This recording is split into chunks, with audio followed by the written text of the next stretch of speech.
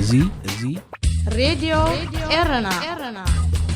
ድምፅ ራዲዮ ኤረና እዩ። ሕለታዊ ዜና ቤት ጽሕፈት ኣኽባር ሕጊ ሽወደን ብጉዳይቲ ኣብ ኤርትራ ድሕሪ ምእሳሩ ን20 ዓመታት ደሃዩ ጠፊኡ ዘሎ ኤርትራዊ ሽወደናዊ ጋዜጠኛ ዳዊት ኢሳቅ ኣብ ልዕሊ ሰበስልጣን መንግስቲ ኤርትራ ዝተመስረተ ክሲ ገበና አንጻር ሰብኣውነት ከም ዘየጻሪ ብ12 ጥሪ ኣብ ዘውፅኦ መግለጺ ኣፍሊጡ። እቲ ቤት ጽሕፈት ነቲ ብጋዜጠኛታት ብዘይዶብ ዝተመስረተ ክሲ ዘየጻርየሉ ምኽንያት ሰበስልጣን ኤርትራ ክተሓባበሩ ፈቃደኛታት ኣይክኾኑን እዮም በዝብል ምዃኑ ሓደ ካብቲ ነቲ ጉዳይ ብቐረባ ክከታተል ዝጸንሐ ወኪል ጋዜጠኛታት ብዘይዶብ ቢዮን ቱምባክ ናብ ሬድዮ ኤረና ዝለኣኾ ሓበሬታ ገሊጹ።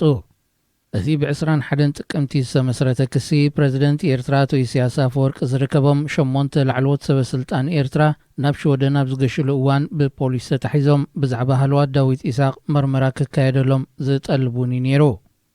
ነቲ ክሲ ንስልማት ኖቤል ተሓፂያ ዝነበረት ኢራናዊት ሽሪን ዒባዲ፣ ላዕለወይት ኮሚሽነር ሰብኣዊ መሰላት ሕቡራት ሃገራት ዝነበረት ደቡብ አፍሪቃዊት ናቪ ፒላይ፣ ዳኛ በአህጉራዊ ቤት ፍርዲ ፕሬዚደንት ናይቲ ኣብ ጉዳይ ሩዋንዳ ዝቆመ መጋባእያን ሚኒስተር ፍትሒ ካናዳን ዝነበረ ኤርዊን ኮትለር፣ ክኢላን ኣማኻርን ሕጊ ኤርትራዊ ዳንኤል ረዘነ፣ ኣደ መንበር ኮሚሽን ሰብኣዊ መሰላት ሕብረት ኣፍሪቃ ዝነበረት ደቡብ ኣፍሪቃዊት ፓንሰይ ትላንኩላን ዝርከብዎም ሓያሎ ሰባት ከም ዝኸተሙሉ ይፍለጥ። ይኹን እምበር ቤት ጽሕፈት ኣኽባር ሕጊ ሽወደን ኣብ ሳልስ ዝብዘርግሑ መግለጺ ብመሰረት ዝረኸቦ ሓበሬታ ከበድቲ ገበናት ከም እተፈጸመን ዝኣመነን እኳ እንተኾነ ኣብ ልዕሊ ሰበስልጣን መንግስቲ ኤርትራ ብገበን አንጻር ሰብኣውነት ዝቐረበ ክስ ግና ከጻሪ ከም ዘይክእል ኣነጺሩ ኣሎ። ኣብ ኤርትራ ንዳዊት ኢሳቅ ሓዊስካ ልዕሊ 16 ጋዜጠኛታት ብዘይሕጋዊ መስርሕ ፍርዲ ተኣሲሮም ነሳት 20 ዓመታት ደሃዮም ጠፊኡ ከም ዘሎ ይፍለጥ። ኣብ ደቡብ ሱዳንን ኢትዮጵያን ትበረር ዝነበረት ወተሃደራዊት ሄሊኮፕተር ሱዳን ወዲቓ ተሓምሽሻ። እታ ሄሊኮፕተር ብረቡዕ 13 ጥሪ ኣብ ገዳርፍ ካብ ዝርከብ ወተሃደራዊ ማዕረፎ ነፈርቲ ወድዛይት ድሕሪ ምብጋሳ ነዊሕ ከይተጓዓዘት ከም ዝወደቐት ኣገልግሎት ዜናታ ሃገር ኣረጋጊጹ። ክልተ በረርታን ሓደ ናይ በረራ ቴክኒሽያንን ብሂወት ክድሕኑ ክኢሎም ኣለዉ። ኣብ ደቡብ ሱዳንን ኢትዮጵያን ጸኒሑ ዝካየድ ዘሎ ግጭታት እናዓረገ ዝመጻሉ ዘሎ እዋን ሱዳንን ኢትዮጵያን ሰራዊተን ናብቲ ዘሰሓሕብ ዘሎ ከባቢታት ይጓርታ ምህላዋን ይፍለጥ። ሱዳን ንዝበዝሕቲ ን26 ዓመታት ብኢትዮጵያ ተወሪሩ ጸኒሑ ዝበለቶ ክፋል መሬታ ከም ዘምለሰት ክትገልጽ እንከላ ኢትዮጵያ ብወገና ሰራዊት ሱዳን ደቡብ ኢትዮጵያ ጥሒሱ መጥቃዕቲ ይፍጽም ምህላውያ ትወቅስ። መንግስቲ ዩጋንዳ ደቡብ ሰጊሮም ኣትዮም ብዝብል ሒዝዎም ዝጸንሐ 15 ወተሃደራት ደቡብ ሱዳን ከም ዝፈትሐ ፍሊጡ።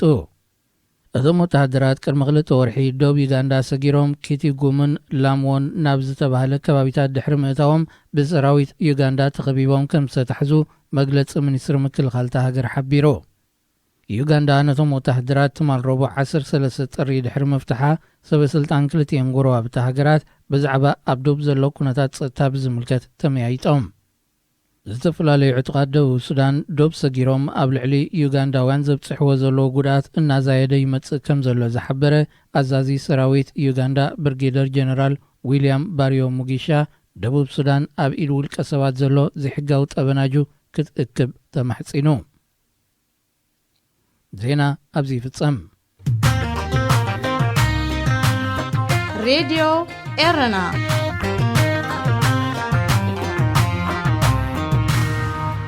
ሰብ ጋዕሲ ናይ ዝሕመቕ እዋን ብይርጋዓለም ፍስሓ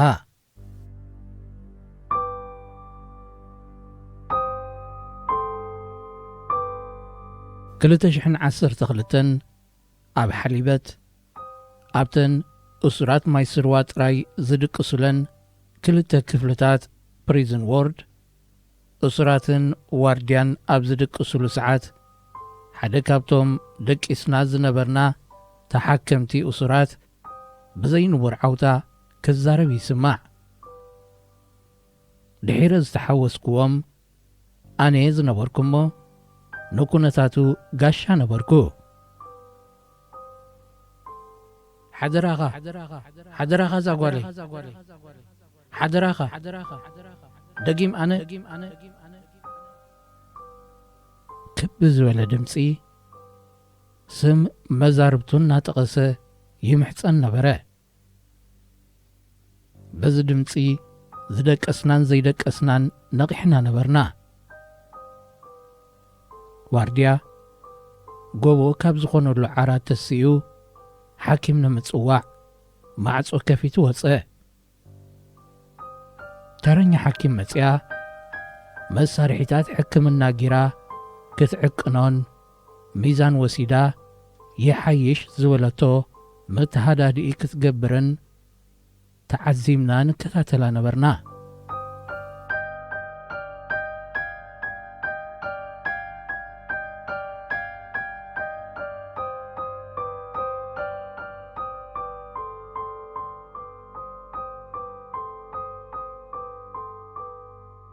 ሓለቃ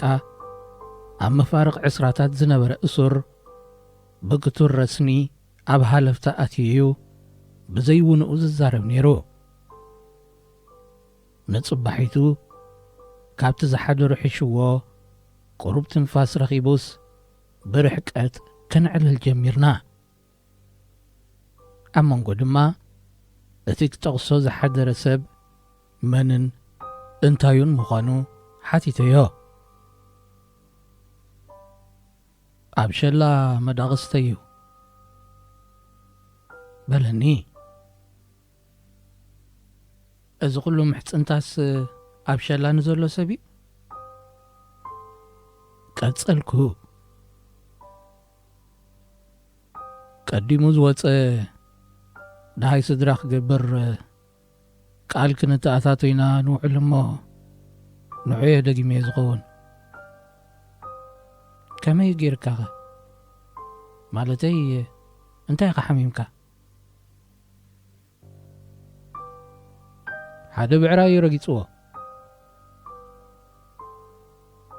ካልእ እሱር መለሰለይ። ካበይ ዝመጸ ብዕራይ? በቲ መልሲ ኣነ ጥራየ ዘይሰሓቕኩ። እታ መልሲ ንዓይ ጥራያ በቕሪ እዝነይ ዝነበረት መስለኒ። ሳንዱሽ እዩ ረጊጽዎ። በዚ ሳጓ ዝጽዋዕ ሓደ ካብ ኣባላት ማይ ስርዋ እዩ። ሓደ ንግሆ እሱራት ኣብ ዝሸኑሉ ሰዓት ሳንዱሽ ሃለቃ ንዝርከቦም እሱራት ሸላ ክቕልጥፉ ይእዝዞም። ኣብ ሰዓታት ሽንቲ ልሙድ ተርእየዩ። እታ ነዘዝድሓረ ዝዘብጠላ በትሩ እናወጣወጠ ብዓውታ ድምፂ የጓዕብዕ። ጸኒሑ በትሩ ኣብ ዝባንቲ ብስንኪ እዳዉ ብፌሮ ምእሳረንን ጥራሕ እግሩ ምንባሩን ክጐይ ዝተጸገመ ሃለቃ ኣዕለባ። ሃለቃ ክቕልጥፍ ፈተነ። እንተኾነ ይከኣለን። ስለዚ ደጊማ ካብ ዝተለኣከት በትሪ ሳንዱሽ ኣየምለጠን። ካልኣይ ዘበጦ። እቲ እሱር ካብ ዝቕጽላ ባትር ንምምላጥ ኣብ መፍታኑ ወደቐ። ሳንዱሽ ኣይደንገጸን። ንኽትስእ ኣይሓገዞን። እኳ ደኣ ኣእጋሩ ብዓይኒ ብለይ ስኒ ብለይ ኣብ ኣካላት ሃለቃ ተመላለሳ። መዕለቢአን ከይለለያ ደጋጊመን ዓለባ። ኣካላቱ ድማ ኣሰንበራ። ፍረ ነፍሱ ንሓሰያ። ድሕሪዚ ሰዓታት ምስ ከደ መዓልቲ ምስ ተጸብጸበ በብቑሩብ ሳዕቤን ተኸስተ። ኣካላት ብፍላይ እኳ ስርዓተ መፍረት እሱር ሓበጠ። ሕክምናዊ ረድኤት ብኣጋይ ተረኽበን። ክቱር ቃንዛ ጠገለዝ ዝኣነ ሕበጥን ሰዓበ።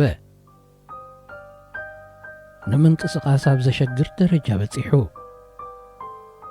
መሊሱ እምቢኢሱ። ድሕሪዚ እምበኣር ሃለቃ ናብ ሓሊበት ዝተወስደ።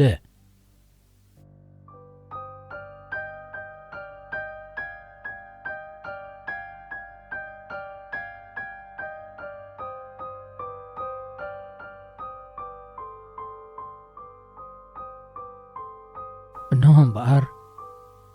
احاول اخون زبل فرحي دقيمة كولد خيل دخون زبل سقات نايز اسرلون وحد جيزي شغلوت تبراريون تزراريون ان حمسو عبيت مأسر تتراقبنا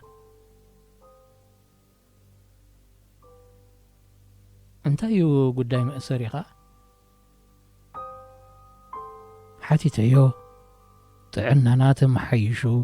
صبق كنعلل مسكالنا أسقاريهم زبلوني نسخاق انتاي تبل بعال حدار أبا حنت ولاد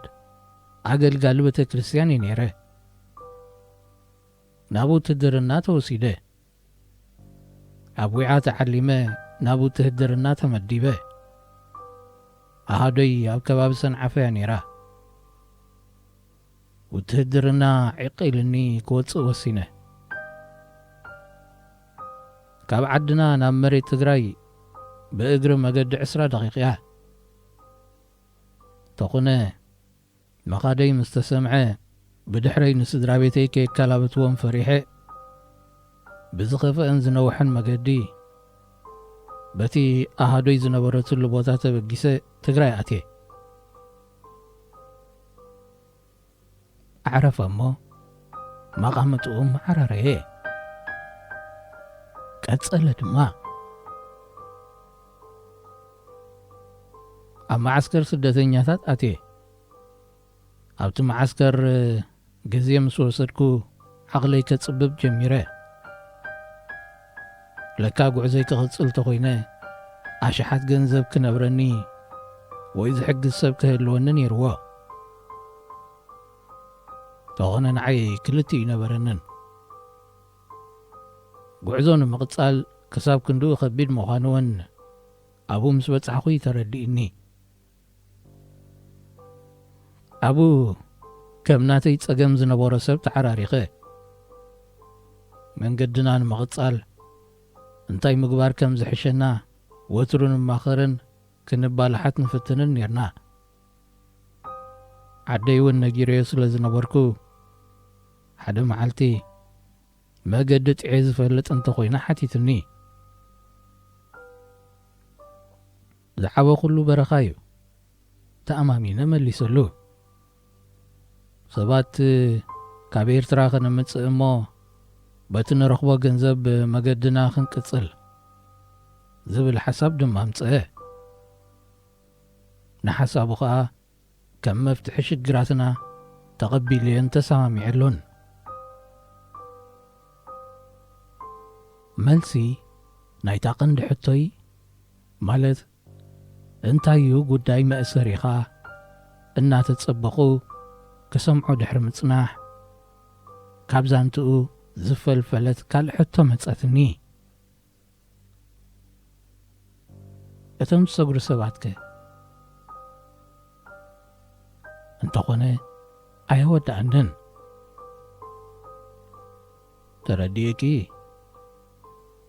أنون كما حسيبه تم صغر سباتك كمي جيرناينا كن رغبهم إلى غاحتي زي وداكو حتوي بلك عدا جمامو حتوين حتوون أب حدت أميرو نابتي أب جيزي أزرخبو ملسي كتسأله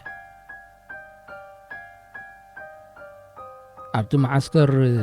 تكال زنبورو زسوغرو سبات زمات أسر نيرو نابو خيدنا زرزر أسمات كمون قصر تلفونات سجر توسيدنا بزي زخونة سقم دما عدو خالاتينا نابز تفلاليا كثماتات انا دولنا نتم سجرتي ناب عدو خالاكم متصونا جينا يوم كسابز متصونا أب عدو خلاق نحدرن كن وعلن نيرنا كابرعوغن كروان زمتصو مساكبنا زحزنا حزنا دخن بقس كتصل مثلنا ناتتصبنا قال نتصبيو زنبرنا سب ተጸምቢሩና ካልኦት ስዒቦሞ ሲቪል ዝተኸድኑ ግን ከዓ ፌሮን ብረት ዝሓዙን ወታደራት እዮም ነይሮም ከመይ ማለት እዩ ታናይ መወዳእታ መልእኽቲ ሓሳብ ዱብያ ኢላትን እሞ ዳርጋ ሰንበድኩ እቲ ዝርዝር ዝሰግሩ ሰባት ዝሃበና ናይ መንግስቲ ተሓባባሪ ነይሩ መንግስቲ ማለት መንግስቲ አቡ ኮይኑ ስደተኛ ሓታት ዕቁባ ተመሲሉ ብምስጢር ምዝ መንግስቲ ዝሰርሕ ነይሩ ስለዚ ከዓ ምስቲ መንግስቲ ክሰግሩ ናይ ዝደለዩ ወይ ዝተበገዙ ሰባት ኢሉ ዝሃበና እሞ ሒዝናዮ ዝመፃና ቁፅርታት ቴሌፎን ናይ መርማሪ ዓዲ ኣቤቶ ቁፅሪ ኮይና ፀኒሓ ባዕልና ደው ኢልና በላዒና ፀዊዕና ነኹልና ጠርኒፎም ዓዲ ኣቤቶም ፅሙና በቃ ስቕ ንዘይመባል ጥራየ ኣድህየ በቃ ደጊሙለይ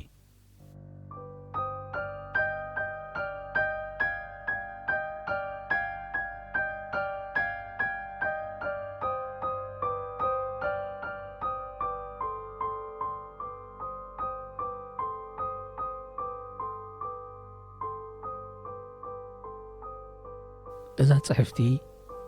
እቲ ኤርትራውያን ስደተኛታት ኣብ ዝተዓቕብሉ ማዓስከራት ትግራይ ዝወርሐ ኣሕዛንን ኣስካሕካሕን ኩነታት ዝበርበራ ዝኽርያ እዞም ህይወቶም ከድሕኑን ከውሑሱን ዓዶምን ዓውዶምን ሓዲጎም ኣብ መዕቆብ ስደተኛታት ዝሰፈሩ ኤርትራውያን ንሞትን ሕማምን ንመጮይትን ዘረፋን ብሓፈሻ ንሓደጋን ከርተትን መቅልዖም ብዝተፈላለዩ መንገድታት ክንሰምዖ ወሪሕና ኣለና ኣብቲ ማዓስከራት ኮይኖም ክልተ ምሳሕ ደልዮም ምዝን ምስትን እናበሉ ዝነበሩ በለጸኛታት ኣብዚ እዋን ቀውዖም በርኪትሎም ከም ዝህሉ ግምት ተኸዊሎም ዘይኮነ ጉልባቦም ቀሊዖም ንደቂ ሃገሮም ኣለዎም በዝብልዎም ፖለቲካዊ ጠማምታን ካልእ ጠቐነን ልክዕ ከምቶም ኣብ ውሽጢ ኤርትራ ተዓሲቦም ህዝቦም ኣብ መጉዳእን መሸቁራርን ኢድን በትርን ዓማፂ ኮይኖም ዘለዉ መሰልቶም ማለት እዩ ከይተናኸሉን ከየጥቅዑን ዛዕግቶም ሕልና ቀደም ኣጥፊኦም እዮም ንኽንደይ ኣሕዋቶምን ኣሓቶምን ኮን ንስቃይን ማእሰርትን ኣሕሊፎም ህውለዉ ይርጋአለም ፍስሓ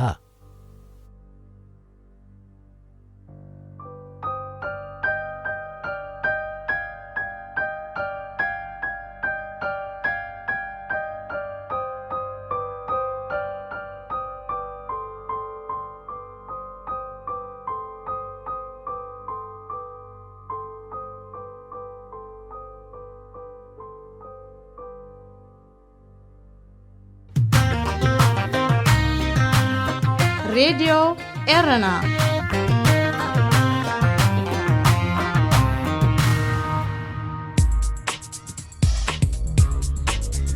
مدام منسيات على راديو إيرنا سلام زخبركم سمعتي راديو إيرنا بحفشة بفلايكا تخطاتلت مدام منسيات كما يتغنيو حمس كوينو نعخم يخوني أمزبلنا مدبات حيزنا أبساعتنا ترخيبنا اللونا كسافت سابي مدبنا مسانا خد صنحو بخبر زعدمكم أخبارات محارئة سنة أنحط مدام منسيات عبريدي رنا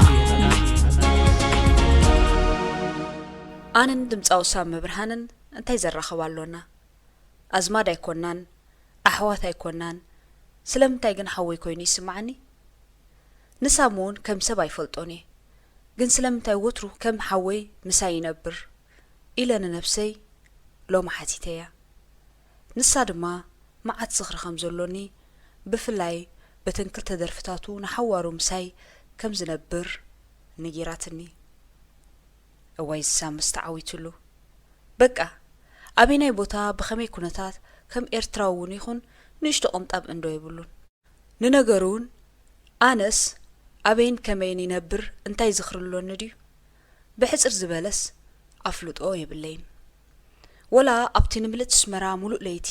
ብድምፁ ዝንቕንቐሉ ዝነበረ ጥዑም እዋን መጀመርያ ዓመታት ናጽነት ከም ሰበይ ኣብ ገለ ጎፍታን ተረኸብኮ ሸበድበድ ይብለሉ ይነበርኩን ወላ እኳ ነታሊድ ጊታር ሒዙ በቲ ምዕሩግ ኣከዳድንኡን ድምፁን ኣብ መድረኽ ደው ኢሉ ይቓኒ ዳርጋ ብዙሕ ኣቓልቦይ ይወስዶ ይነበረን ክነብር ኣቦይ ከም ዓለሙ ሞት ኣርኪባቶ ኣዝየ የፍቅሮ ነበርኩሞ ሓዘነይ መጸናንዒ ነበሮን ልክዕ ከም ንእሽቶ መሓስእ ርእሰይ እናደረዘ ይከናኸነኒ ነይሩ ሕመቐይ ክገልጸለይ ከሎ በቲ ኣስናንካ ዘይኽድን ዋዝኡ ገይሩ ገለ ምስላታት እናወሰኸ በዚ ናይ ሎሚ ቋንቋ ማስያ ገይሩ ሓነግ የብለኒ ነይሩ ገለ እዋን መሪሩን እንተበኸ ድማ ዝገደደ ካብ ኣፉ ዘይትጠፍእ ዘረባ ነይራቶ ዋ ኣንታ ሙልቡስ በቃ ከምዚ ሓምሊ ኣብ ቁራዕ ዝኣተወ ስቒልካ ልውስውስ ትብል ብምባል ዓቃልን ጸዋርን ክኸውን ከም ዝግባእ ብተዘዋዋሪ ከረዳእኒ ይፍትን ነይሩ ሞትናቱን ክዝክር በይነይ ኣብ ጽምዋ ብሕርቃን ቢራ የብለኒ ነበረ ኣብ ዝኣተኸቦ ባር ድማ ነታ ናይ ሳሚ ብርሃነ ኣቦይ ትብል ደርፊ እናሰማዕኩ ምስ ኣቦይ በይነይ እናተዛረብኩ ኣቦይ እንዳልኩ ሕንቕንቕ ይብል ነበርኩ ኣቦይ ይዝክረካ ኣለኹ ነቢዐ ንሽምካ ጽዋዕ ኣለኹ ኾርዐ ዝብላ ኣዝማች ናይታ ደርፊ እናደጋገምኩ ነቲ ብንእሽተይን ከለኹ ብለውሃቱ ኩሉ ዝገብረለይ ዝነበረ ኣቦይ ዘኪረ ይነብዕ ካብ ሎቦኡ ወፅኤ ዘይከውን ክገብር ከለኹ ብትካዘ ዘሕንቕንቕ መንፈዓቱ ዘኪረ ንስንፍናይ ይወቅስ ንርዝነቱ ብዓይነ ሕልናይ ስኢለ ኩሉ ኣዘራርብኡ ኣጠማምትኡ ኣከዳድንኡ ንኹሉ ክመስል ዘይምኽኣለይ ኮታ ንዕኡ ዘይምብቅዐይ ነዛ ነብሰይ ኣብ ጽፍራ ክትኣቱ ክሳዕ ትደሊ ብጸርፊ ይሰሃላ በቃ ሓንቲ ጽቡቕቲ ነገር ባወሪሰ ዝኾነ ሰብ ኣቐየሙኒ ብዙሕ ይቕሬታ ኣይህቦኒ ግና ሙሉቕ ኢልዎ በጃኻ በቦኻ እንተይሉኒ ኣይወት ቅድስንኡ እቲ ጾሞ ጸሎቱ ይዝከረኒ እሞ በቃ ንእለቱ ብፍርሒ ዝኣክል ዋጭዋጭ ክብል ከም ዘይጸናሕኩ ሓራይ ሓዲገልካ ኣለኹ ስም ኣቦይ ጸዊዕኻ ደኣ ኣበይ ክኣቱ ኢለ ንእለቱ መልኣኽ ይቕየር ናይ ኣቦይ ነገር ንበይኑ እዩ ነይሩ ሰባት ከተዓረቕ ንድኻታት ካብ ዘይብሉ ክተኩብ ንዝዓረቑ ክኸድን ኣብ ማእከል ኣዝማዱን ጎረባብቱን ምዕሩግ ነበረ ሓቂ ሓይሽ ብገለስ ኣይሓመቕኩን ዳሓን ሰጊመ ኣብ ገለገለ ግና ካብ ናይ ኣቦይ ዳርጋ 180 ዲግሪ ዝረሓቐ ባህሪ ኣሎኒ ንሎሚ ብዛዕባ ኣብ ኣውደ ኣመት ዝግበር ክዕልለኩም ኣቦይ በጊዕ ምሕራድ ኣይፈቱን ነበረ በቃ ሓራዳይ ጠባቢሑ ስጋ ንዝምልከተን ክሽነ ክሳዕ ዝረክብ ቅልቅል ኣይብልኒ ነይሩ ስጋ ደርሆ እምበር ስጋ በጊዕ ድማ ኣይበልዐን ነይሩ ናብዚ ደረጃ እዚ ከመይ ኢሉ ከም ዝበፅሐ ክነግረንን ከሎ ሎሚ ኮይኑ ረኣየኒ ቀደም ብንእሽቲኡ ኣብ ጉስነት ምምላስ ዝኣበየቶ በጊዕ ሸንጎ ገላሞ ኣብዛ ርእሳ ዓለበት ኣብ ጥቓ ጸድፊ ጸኒሓ ድማ ጸዲፋ ህይወታ ሓለፈት በቃ ካብኡ ንኔው መጓሰ ገዲፉ ሃዲሙ ኣስመራኣት እዩ ግን ኣይረሓሶን ብጮማ ዝዓበየት ሰበይቲ ተጻሚዳቶ ኣይኮነን ኣውደ ኣመት ነቲ ጾም 4 እኳ ንጋዶ ብዘይ ስጋ ምሕላፉ ዝኸብዳ ሰበይቲ ተመርዒዩ እሞ ድማ ስጋ በጊዕ እምበር ስጋ ጤል ዘይመባልዕታ ኣደ ነይራትና ንሕና እውን ብኣኣ ወፂና ሳለስቲ ካብ ስጋ ኣይንእለን ኢና ጥብሲ ዝግኒ ድሎት መረቕ ምስተዛዘመይና ከይፈቶና ናብ ሓምሊ ንምለስ ኣቦይ ሽዑ እዩ ዝብርሆ ነቲ ካብ ገደና ዝሓምልዎ ዝነበረ ሓምላ ኣድጊ ሓምላ ዓለም እናዘከረ ድማ ምስባኒ ወይ ቅጫ እናቋሴ ሓሞዱ ንላዕሊ ይገብሮ ብዙሕ ጽፈት ዝነበሮ ቦይ ካብ ዝገደፈለይ ኣነ ግና ዘይተኸተልኳ ሓንቲ ክነግረኩም ዝተዛረብካዮ ቃልሓሉ ዝመሓልካሉ ኣይተጥለም ይብለኒ ነይሩ ግና ኣይከኣልኩን ብዙሕ ግዜ ምሒለ ብዙሕ ግዜ ድማ ጠሊመ እንሆ ኣቦይ ካብ ዝመውት 10 ዓመት ሕሊፉ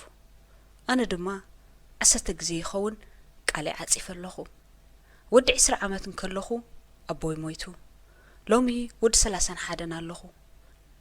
ኣብ መቃብሩ ክድብሶ ዕድል ዶ ይህለኒ ይኸውን ኣነ ኣዋልድ ክፈቱ ማዓቴ በቃ ዳርጋ 10 ዋልዳ ፍቂረ ተፈላለየ ኣለኹ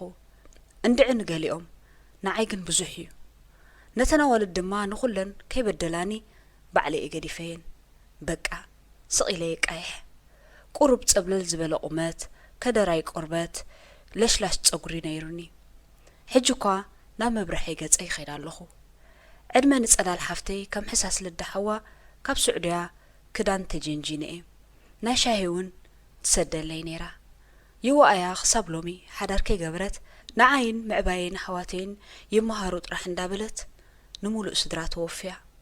ሎሚ ግና ኣነ ተሰዲደ ንሳ ድማ መእተው ሲኢና ናብ ዘለኹ ሃገራት ኤውሮጳ ክትመጽእ መንገዲ ድልየለይ ክትብለኒ ትውዕላላ እዚታትን ክዝክር ከለኹ እዋይ ዝወላድየይ እንቋዕ ብሂወት ኣይነበረ ብምባል ይደዓዓስ ብዝኾነ ናብቲ ናይ ፍቕሪ ሓጢኣተይ ክምለስ መብዛሕትኦን ዘፍቀርክዎንን ዘፍቀራንን ነናተን ብልጫታት ዝውንና ዝነበረአን ሕጂ እውን ነታ ናይ ሳብ መብርሃነ ደርፊ ሽምሲ ኢነላ እትብል ገይረኤ በደለይ ዝኻፍዮ ሰብ ይፈቐር ደስ ኣይበሎን ድማ ይፈላለ እንታይ ኣምፅኦ ብሕሉፍ እሞ ድማ ገሊአንሲ ኣብ ድሓን ኩነታት ዝበፅሓ ቀዲመና ንተመርዕን ዝወለዳ ክኾና ይኽእላ እቲ ዘገድስ ንሱ ይኮነን እታ ቀዲመ ዝበልክዋ ቃል ካይትዕፀፍ እትብል ዝነበረት ሓንቲ ለበዋ ናይ ኣቦይ እናዘከርኩ ባዕለይ ሓታታይ ባዕለይ ቃል ወሃባይ ባዕለይ ጠላማይ ዝኾንኩ ግዝያት እንዳመፀ ስለ ዝጨንቐኒ እዩ ናይ ገሊአን ለውሃት ናይ ገሊአን ብልሓት ናይ ገሊአን ትዕግስቲ ናይ ገሊአን ሰሓቕን ፀወታን ምስ መልክዕ ክዝክሮ ንመልእኽቲ ናይ ፍቕሪ ዝቐየም ክኾይኑ ይስምዓኒ እሞ ብጓሂ ኩምትር ይብል ጸላእይና ጠላም ይኹን ስለዚ ድማ ነታ ናይ ሳብ መብርሃነ ሽምሲ ኢነላ ትብል ደርፉ እናሰማዕኩ ከም ዝብጎነይ ኮፍ ኢሉ ጊታሮ ሒዙ ንሳተን ድማ ብቅድመይ በብሓደ እናመፃ ደው ኢለን ሰምዓንን እናመሰለኒ ብውሽጠይ ነታ ደርፊ ይደጋግማ ብኣጋጣሚ ኣብታ ናይ ሳሚ ደርፊ ኣቐዲመን ኣዕረኽተይ ካብ ዝነበራ ዋልድ ኣስማተን ነይሩ መዓስ ንሱ ጥራይ ኣብ ገሊኡስ ብፍላይ ናይተን ሰለስተ ልክዕ ብልክዕ ምስናተን ባህሪ ዝመሳሰል ገይሩ ይገጢሞ ህይወት ጸጋ ሳባ ፍሮይኒ ምስትርሓስ ኣብቲ ነቱ ግጥሚ ዝሰማምዓ ኣፍቀርተየን ነይረን ወዲ ፈራዳይ ከሚላኖ ሃገር ኡጋንዳ ሎማ ሐሙስ 14 ጥሪ 2021 ሻድሻይ ፕሬዝደንታዊ ምርጫ ተካይዳላ እዚ ናይ ሎማ ዓመት ምርጫ ካብቲ ዝሓለፈ ምርጫታት ፍልይ ዝበለ ክኸውን ከም ዝኽእል ግምት ናይ ዝተፈላለዩ ወገናት እዩ ምኽንያቱ ኣብ መንጎ እቲ ነቲ ሃገር ካብ 1986 ዓመተ ምህረታት ሒዙ ዝመርሓ ዘሎ ዩዌሪ ካጉታ ሙሴቪኒ ወዲ 38 ዓመት ድምፃዊ ቦቢ ዋይንን ዘሎ ናይ መረፅቲ ማለት ድምፂ ብዝሒ ተቀራራቡ ምዃኑ እዩ ሕውፅያት ፕሬዝደንታዊ ምርጫ ኡጋንዳ 2021 11 እኳ እንትኾኑ ኣቃልቦ ኡጋንዳውያንን ዓለምን ስሒቦም ዘለዉ ግና እዞም ልዕል ኢልና ዝጠቐስናዮም ክልተ ሰባት እዮም ዩዌሪ ሙሴቪኒ ካብ ሰልፊ ናሽናል ሬዚስታንስ ሙቭመንት ክኸውን እንከሎ ቦቢ ዋይን ድማ ካብ ሰልፊ ናሽናል ዩኒቲ ፕላትፎርም እያቶም ወዲ 76 ዓመት ዩዌሪ ሙሴቪኒ ነቲ ኣብ ሕጊ መንግስቲ ኡጋንዳ ሓደ ፕሬዝደንት ክልተ ግዜ ጥራሕ ክመርጽ ይግብኦ ዝብል ዝነበረ ሕጊ ኣብ 2005 ክሳብ ዝተመርጽ ክመርሕ ይኽእል እዩ ናብ ዝብል ገደብ ኣልቦ ስልጣን ክቐይሮ እንከሎ ከምኡውን ነቲ ካብ ወዲ 75 ዓመት ንላዕሊ ንፕሬዝደንታዊ ምርጫ ብቑዕ ኣይኮነን ዝብል ዝነበረ ሕጊ ኣብ 2017 ከም ዝቐይሮ ይዝከር ዩዌሪ ሙሴቪኒ ሓደ ካብቶም ኣብ ኣፍሪቃ ነዊሕ ዓመታት ኣብ ስልጣን ዘለዉ መራሕቲ ኮይኑ ዲክታቶር ምዃኑን ይፍለጥ እዩ መቐናቕንቱ ዘሎ ሕፁይ ፕሬዝደንታዊ ምርጫ 2021 ድምፃዊ ቦቢ ዋይን መብዛሕትኦም ደገፍቱ መንእሰያት ክኾኑ እንከለዉ ኣብ ዝተፈላለዩ እዋናት ብሓይልታት ጸጥታ ሃገር ዝተፈላለዩ በደላትን ጽኑዕ ምክትታልን ከም ዝግበረሎም ቦቢ ዋይን ባዕሉ ኣብ ናይ ሓበሬታ ገጻቱ ኣብ ግዚኡ ይገልጽ እዩ። ምስ ምርጫ ሃገር ኡጋንዳ ተተሓሒዙ ጸጥታዊ ኩነታት እቲ ሃገር ርጉእ ክኸውን ከም ዘይክእል ትጽቢት ብዙሓት እዩ። ሓደ ካብኡ ድማ እንሆ ካብ ትማሊ ምሽት ጀሚሩ መስመር ኢንተርኔት ናይ ተዓዲ ሙሉእ ብምሉእ ተዓጺሎ። ኤርትራውያን ነበርቲ ኡጋንዳ ብሓፈሻ ብፍላይ ድማ ነበርቲ ከተማ ካምፓላ እዚ ኩነታት ክሳብ ዝሓልፍ ኣብ ኩሉ ምንቅስቓሳትኩም ጥንቃቐ ክትገብሩ በዛ ኣጋጣሚ መደብ መንእስያት ተዘኻኽረኩም። ከም ዝፍለጥ ኣብ ዝሓለፈ ሰሙን ኣብ ከባቢ ኢንተበ ኣብ ልዕሊ ሓንቲ ኤርትራዊት ስድራ መጥቃዕቲ ወሪዱ ምንባሩ ይዝከር። ካብ ኣባላት እሳ ስድራ ዝሞተ እኳ እንተዘየለ ብኸቢድ ቆሲሎም ግን ሕክምና ኣትዮም እዮም። ዝኸበርኩም ተኸታተልቲ መደብ መንእስያት ንሎሚ ዝበልናዮ መደባት ከም ዝተኸታተልኩሞም እዮም ነይሮም። ብዘቕረብናልኩም መደባት ዓጊብኩም ክትኮኑ ሙሉእ ተስፋና እዩ። ኣብ መደብኩም መደብ መንእስያት ንዝህልወኩም ሕቶ ይኹን ርእይቶ ወይ እውን ብትሕዝቶታትኩም ክትሳተፉ ምስ እትደልዩ ብኣድራሻና radioerrena@gmail.com ወይ ድማ ብቁጽሪ ቴሌፎንና